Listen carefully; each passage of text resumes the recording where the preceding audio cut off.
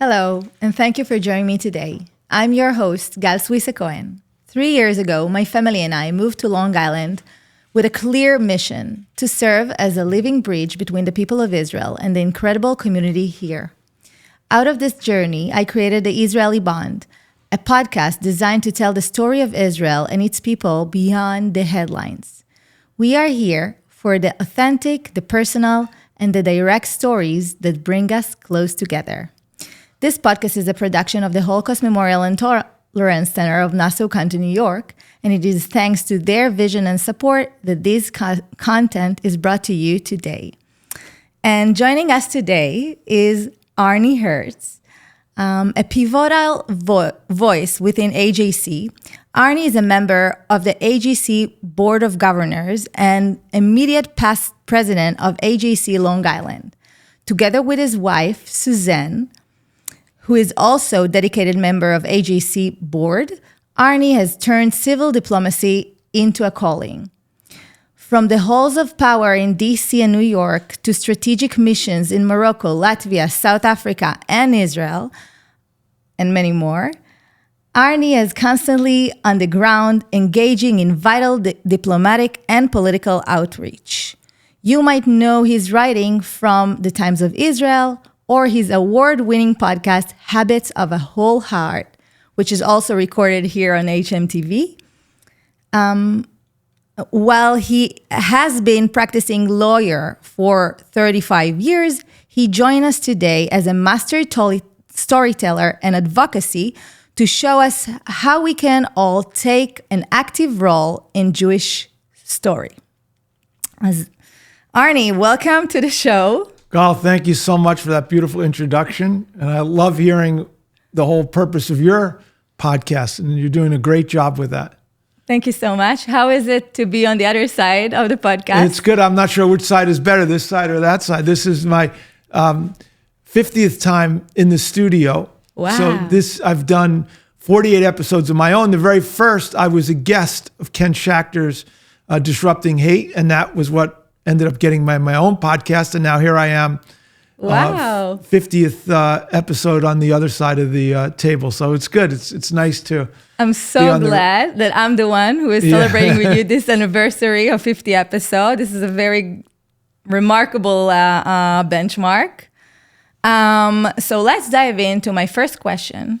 So, in the introduction, I said a lot of times the acronym AJC. So if you were told to describe what is AJC, what AJC does to a 10-year-old, how would you describe it? That's a great question. These questions were not prepared. I should have asked you for questions in advance. But to a 10-year-old, AJC stands for American Jewish Committee. It was an organization that was started well over 100 years ago after what was known as the Kishinev pogroms in 1906 or 1904 perhaps. And a group of Jews who were very comfortable in their lives in the world of finance and law and medicine realized that the Jews of Kishinev were powerless. There was no state of Israel. And they decided that it was their responsibility to advocate for these Jews. And they formed the American Jewish Committee and became a global voice and put pressure on the Taft administration to put sanctions on Russia to stop the pogroms. And so AJC has evolved over the years, but still that same core mission, which is we may be in the United States living comfortable lives, but we have responsibility for Jews all over the world. And that sense of shared responsibility is really what AJC is all about and continues to be. So what is the day-to-day work you would say that AJC is doing today? Well, AJC is vast. We have 25 U.S. offices. We have 15 international offices, and we have dozens of partnerships around the world. And it really comes down to two core focus points. One is fighting anti-Semitism, which is really a safe and secure world for Jewish people so that we can be safe and thrive. And also a safe and secure Israel, where it's not being demonized isolated, held to a double standard. That's the core mission of AJC. So whether it's in Buenos Aires or Brussels or New Delhi or Cape Town, Johannesburg, wherever we may be, this is the focus of what we're trying to do. And it's not only advocacy for the people, it's also like kind of diplomatic work, right? It's diplomatic work as well. We're seeking that Israel should be treated like any other nation, not held to a double standard, not demonized, not isolated. So we try to help secure a safe and secure Israel. And we do this at AJC because we believe it's in the strategic best interests of the United States, because it's an American Jewish committee, but we also feel the same way about our European partners as well, that a safe and secure Israel that's democratic, that's pluralistic, that is bringing tremendous innovation into this world is an essential strategic ally to any country that's looking to advance civilization. So, it's very interesting that you told me about the fact that AJC was established back at the days before Israel state as established. And I want to tell you something that I don't know if you get it a lot when you talk with Israelis or not, maybe even with Americans. But when I was working on this podcast, I tried to think like, what's the most burning question that I have for that? Is that I must admit that as Israeli, sometimes I feel uncomfortable with this position that AJC has taken. Because on one hand, of course, I'm very grateful. And I'm saying I'm like as Israeli, as representing Israelis, okay? For all the work that AJC does in practice, that we might get into it later, that brought amazing achievements, like Abraham Accords, one to name a few. But on the other end, this is also can sound very patronizing, right? Because Israel today there is Israel state. It's a sovereign state. And my question to you, so who put AJC and you, for example, as AJC representative in this podcast, in charge of doing this job for us? And also, why do you feel this is your place? Right. So I will say, as you mentioned, AJC was in existence for over 40 years before the State of Israel was even formed. And there was a core agreement that was struck at the time, shortly after Israel was formed, about the relationship between American Jewish Committee and the diaspora in America, but the diaspora that was represented by AJC. Not everybody, for those who were part of AJC, which was a vast organization at the time, and the president was a guy by the name of Jacob Blaustein, and David Ben-Gurion created what was called the Blaustein-Ben-Gurion Agreement. The Blaustein-Ben-Gurion Agreement was very, very clear, which was that David Ben-Gurion recognized that he needed the support of America and particularly American Jewry. And we each needed each other, that the Jewish homeland was essential for American Jews as well. So there was a clear agreement as to what the parameters would be, and that AJC would be supportive, but would not interfere into political, military, or internal affairs of what's going on inside of Israel. And David Ben-Gurion, in exchange, would not put pressure on American Jewry to feel that they were less than by not making Aliyah.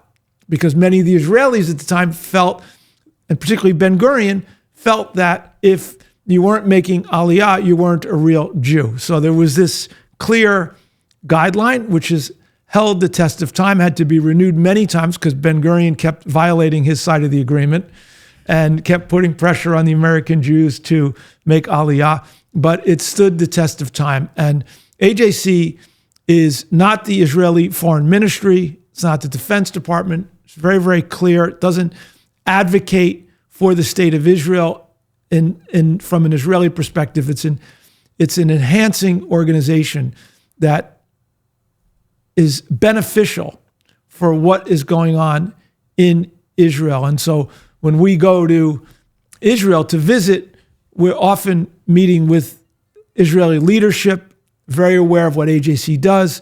That leadership has spoken at our global forums. Shimon Peres has called AJC the State Department of the Jewish people. And it's a very harmonious relationship. And we're able to do certain things that enhance Israel's place in the world that Israel may not have access to be able to accomplish. And I could give examples, but... Yeah, that was my next question. I must get some examples. Yeah, so one example is 3 years ago, this week, we were in Cape Town, small delegation, Suzanne and I and 3 AJC staff members. And what we identified at AJC was a massive crisis that was happening in Africa of food insecurity as a result of Russia's invasion of Ukraine. And Ukraine provides a lot of the grain around the world, and particularly to Africa. And people were literally starving. And this is a big crisis. And there's a lot of inefficiencies within the food aid system. 90% of every dollar ends up going for administration and doesn't really get to the people. And so this suffering was immense. And we took a step back and we realized that you have these incredible Israeli agri-tech companies who have figured out how to create food security within a very difficult part of the world, not only with enemies on their border, but a hostile climate, a desert. Israel was able to make the desert bloom. Israel was able to tap solar energy, was able to desalinate water, was able to do all these things. And all these technologies are available. So how could we get these incredibly important technologies to African farmers to start creating their own food security? And that's what this conference was. We brought that together. And so what does this do? It enhances Israeli agri-tech companies. It shows African countries that Israelis can be very, very beneficial. They're not the stereotypical what they've been trained, like their life. They realize how valuable Israelis are. And it's a win-win for everybody. First of all, this is very impressive. I want to try to do the reverse engineering of this conference. So you saw that there is a crisis in a third country, right? It's not America, it's not Israel. You saw a crisis, then you decided to go there and try to see how Israel can be beneficial for this country, or does someone from Africa called you and say, hey, we need your help? So how does it go? Yeah, it's not transactional like that, in the sense of, if you think about any really great relationship, it forms over many, many years. You have to be present in other people's lives and just be present and listening and understanding and caring.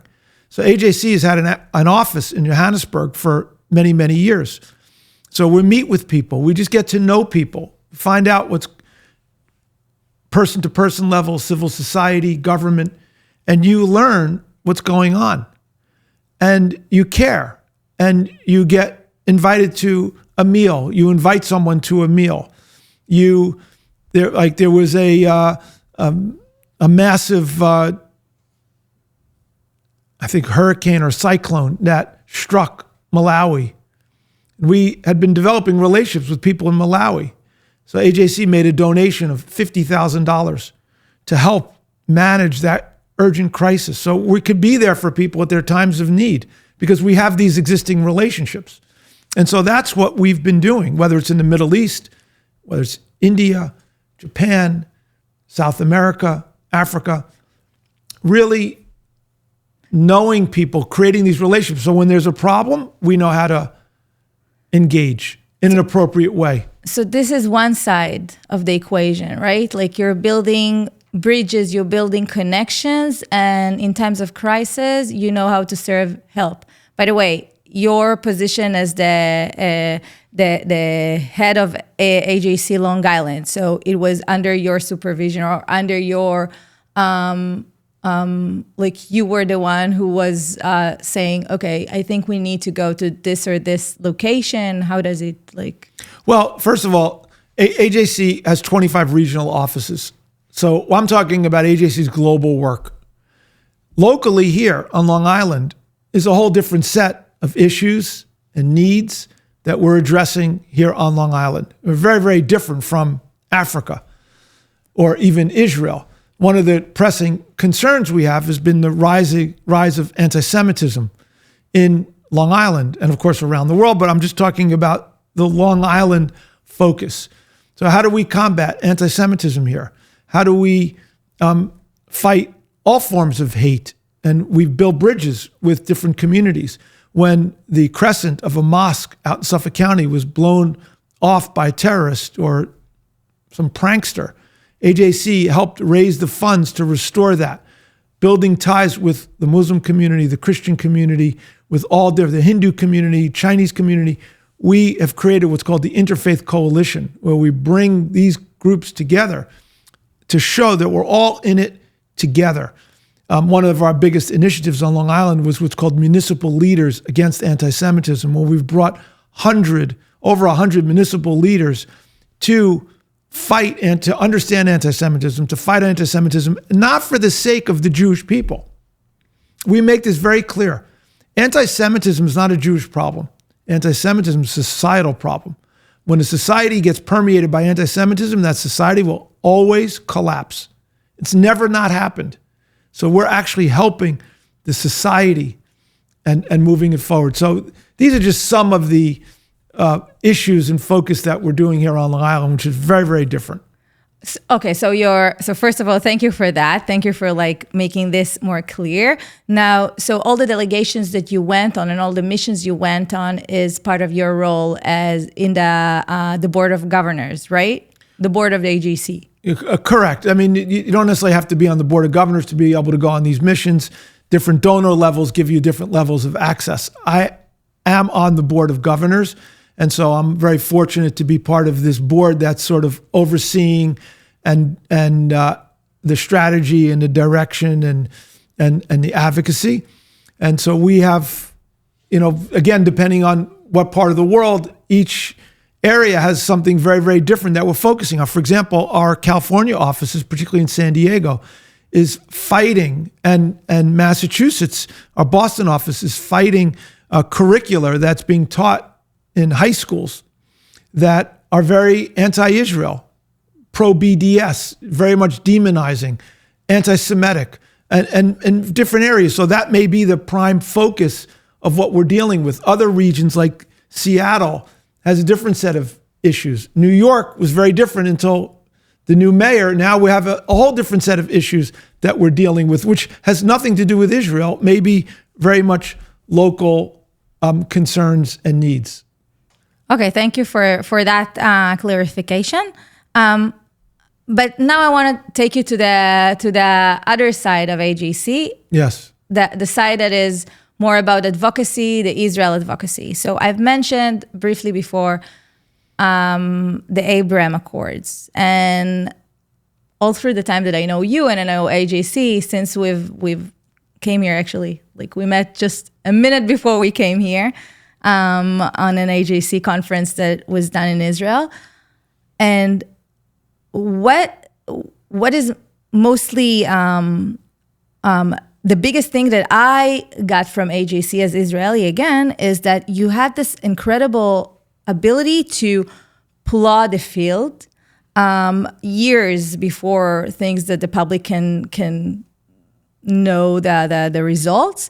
And let me know if you can give me one example for something that you planted years ago, and maybe now it's the time that you can reveal the efforts that is now, everyone can see. Well, it's not me personally. I'm talking about AJC. This was planted long before I was even engaged with AJC. Some 30 years ago, AJC has had some incredible visionaries. David Harris, our former CEO for 30 years, Jason Isaacson, who's been with AJC for over 30 years, and others really thought forward. And in the midst of the conflict and the demonization of Israel, we're able to see that ultimately there will be peace. Ultimately, there'll be peace. It looks impossible. It seems impossible, but that's where we're going to. And so in order for there to be peace, we need to have relationships. In order to have relationships, we need to start showing up in these countries. And we need to start developing those relationships. And it could take many, many years. The work of AJC is not instantaneous. This is for the long game. And so through their leadership, they started visiting Arab countries, started visiting other countries that were hostile to Israel, Japan, India, South America. But particularly, we're talking about the Abraham Accords with the Middle East. And it was difficult to get meetings at first. First of all, it was difficult to even get into the country at first. Even as Americans? Even as Americans who, yes, correct. Well, certain countries were not necessarily favorably inclined towards America. And if it's an American Jew, you have to disclose what's your business there. Like Saudi Arabia wasn't a particularly open country at that time, nor was United Arab Emirates, Bahrain. Morocco was a little different. So you start visiting, you start meeting people, and you're starting developing relationships and showing that you're not going with an agenda. You're just going to learn, to connect, to understand, and to try to find common ground. One of the things I learned when I went through diplomatic training, which is very different than what I learned being a lawyer. In a lawyer, you learn to win the argument. You either win or lose. You've won the argument, you've convinced the judge or you didn't. In diplomacy, what you're trying to do is you're trying to understand, where does the other person stand? Where do you stand? And there's often a huge chasm between. And the goal is to take one step closer. Not two, one. Because if you take 2 steps closer, you can end up taking 3 steps back. One step, step. And then you start connecting with people. And they start realizing, okay, you're not a bad person. You start realizing they're not a bad person. You start realizing you have something in common. To get to a point where you're going to a conference and you're seeing the foreign minister of United Arab Emirates and you're giving them a hug because you literally care about that person tremendously and their family. And this is the relationship building that took place. And it's the reason why AJC was present when the Abraham Accords were signed at the White House during President Trump's first term as president. AJC played a very, very important role in helping to cultivate that. And fast forward, we've since created the Center of New Middle East, and our inaugural event, which was about 14 months ago, our keynote speaker was Steve Witkoff, who's playing a central role. And the level of appreciation of every administration, not just the Trump administration, but also the Biden administration and governments around the world, truly appreciate AJC's nonpartisan. We are nonpartisan, informative, helpful, strategic bringing of people together. It's just one small example. Suzanne and I were fortunate. We were part of this process in Morocco in 2017, and it was really extraordinary. The leaders that we met, the highest levels of government, the level of respect, appreciation they had for the work we were doing, both that was known to the public and that was discreet. First of all, this is very, I would say moving is the best word maybe to describe it, that this connection, these seeds are actually connections that you can build with maybe countries that not necessarily every Israeli can go and start building this relationship. So, and the fact that you're creating relationship and the fact that all the achievements are basically due to relationship, keen relationship, true relationships. I love it. Like it's a great mission. I want to, you said it's very different from your work as a lawyer. So I want to ask you like some personal question. So you're a lawyer. You could have just have a very comfortable life here in New York, go to the office, and then in the evening maybe play pickleball or something like that, you know. But you decided that, no, you're going to do this extra mile. You're going to have another second job, right? Because you're doing it at the same time of your day job. So why you decided you want to get involved, and why specifically AJC? This touches into my podcast, Habits of a Whole Heart, which is a firm belief that in order to live the most meaningful and impactful life is that we have to play on a bigger stage. We have to reach outside of ourselves. Most of us are living lives very focused on ourselves, our pleasure, avoiding pain, comfort, security. But at the end of the day, there still feels like something's missing. We're all meant to give something bigger to the world, whether it's involved in some charitable organization or it's involved in something to make the world better. And I've always been driven to want to make a difference. And it was around 2008 that I met someone who invited me to an AJC event, and then the former director of the CIA had just retired and spoke at this AJC event. And I thought, this is unbelievably thoughtful, strategic, thoughtful, affirming, and it was something that would benefit all of humanity. And I said, wow, I want to learn more. So I started learning more. I got involved with AJC, and I said, wow, they're really making a difference. They're making a difference not just for the Jewish people, not just for the state of Israel, but we're literally helping people all over the world, as I shared the story about African farmers. It's just one small example. And I said, this is something that's really exciting. And I've gotten involved with it, and it's blossomed over the past 18 years, and I feel very blessed.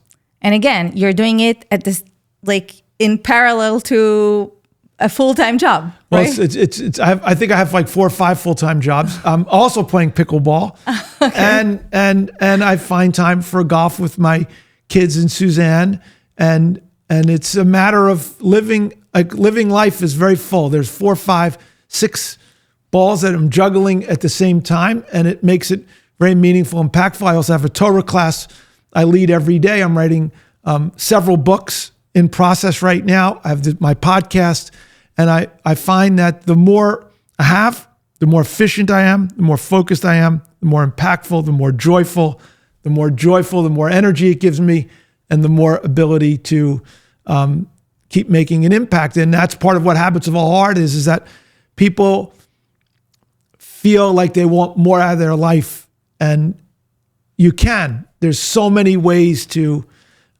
energize your life for your own benefit and for the benefit of the world.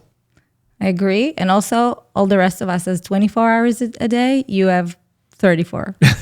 This is what I hear. Okay, so as you know, like, we're about to finish the podcast.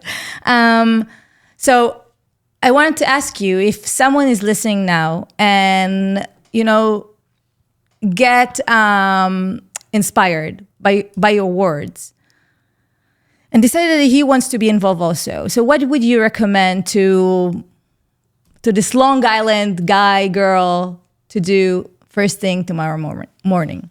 Okay. Well, I would say not just Long Island, because your listeners are all over the country and perhaps all over the world, is if you're interested in AJC and the AJC work, then the starting point is ajc.org, which is our website, which has an incredible amount of information, newsletters you could sign up for, future programs that you can attend, and just reach out to your regional office, which you'll have information in there. For Long Island specifically, it's longisland@ajc.org. For an email, you could reach out. You can mention my name, Arnie, and it opens some doors. Yeah, open and of course, people could reach out to me. I have my podcast, Habits of a Whole Heart.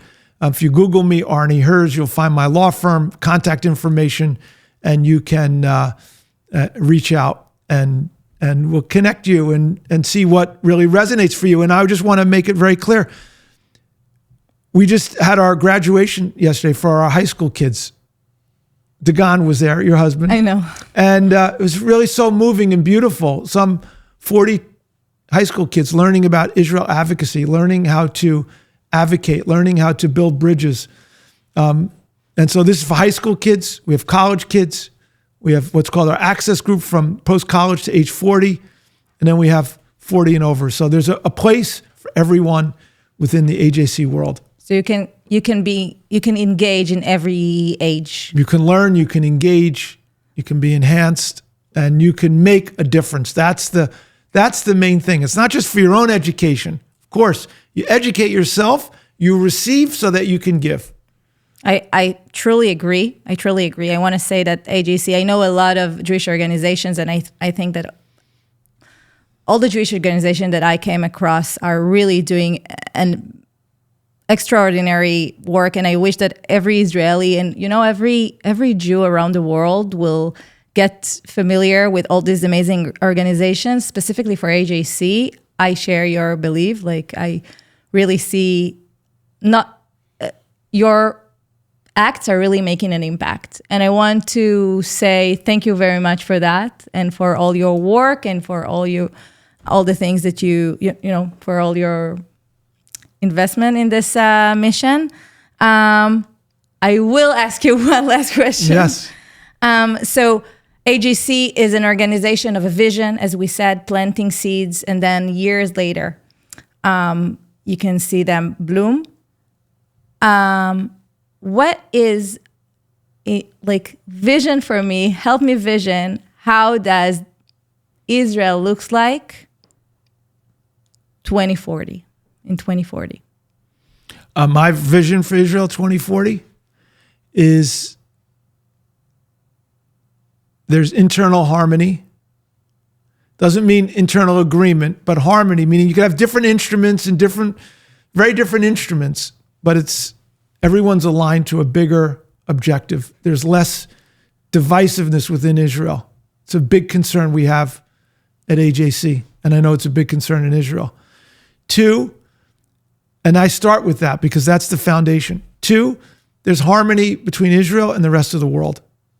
That the world recognizes the value and the benefit that Israel brings to the world, able to be enhanced by that in a very positive way, and there's a mutually beneficial relationship, and that everyone is enhanced from that relationship, and that we are, as a Jew, as a Shabbat observant Jew, I believe in the coming of Mashiach. I believe there will be an era of peace and prosperity and abundance, and Israel will be leading the way, and everyone will benefit from that. And I think that's what AJC is modeling through our Jewish Muslim coalition, through our Jewish Christian coalition, through our Black Jewish caucus, through all the different arenas of bridge building where we become one people globally, not just the Jewish people, but globally, to be living in peace and prosperity. And I absolutely believe that is doable, possible, and essential, and our responsibility to make that happen. I love this vision. And I love this as an ending note for all of us to visualize that, and it will happen. So thank you so much, Arnie, for joining me today. I have so many things to discuss with you about, but that's definitely to another episode. But for this episode today, thank you so much. And thank you for tuning in to this episode of the Israeli Bond on hmTv. I appreciate my guest, Arnie Herz, for sharing so many insight about AJC work and what led him into AJC. And if you enjoyed exploring the information, history, and stories of today's conversation, be sure to check out our other podcasts here on hmTv. Habits of a Whole Heart of Arnie is one of them. Please subscribe, share, and stay connected for more engaging conversations. And until next time, take care and be well.